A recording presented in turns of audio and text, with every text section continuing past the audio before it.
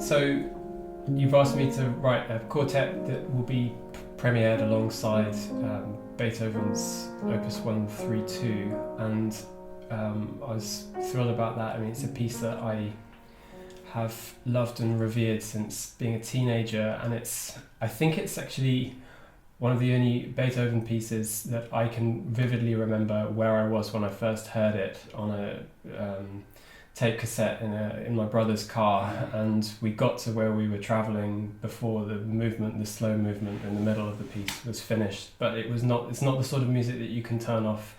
And so I remember just sitting in this parked car, listening, hearing it out to the end, because it's such sort of transcendental music. So I've been looking at that piece, particularly that third movement again, and thinking about the kind of the spirit of the music and its nature, its shape. I find it very interesting. This 3 very slow sections interspersed with 2 more alive sections.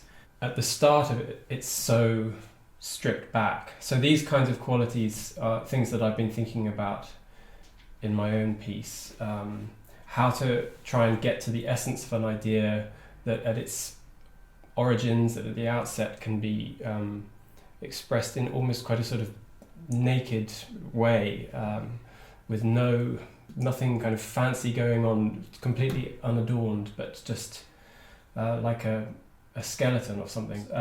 I've been working on this, what the most bare form of the idea for my piece will be, this kind of building from similar intervals, moving them between the instruments and trying to kind of gradually create a kind of network of sounds, but the origin of it is just something very straightforward.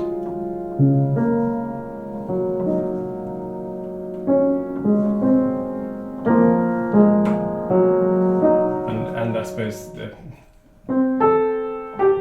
is the beginning of the Beethoven movement, so that interval heard differently, but that's a leaping off point.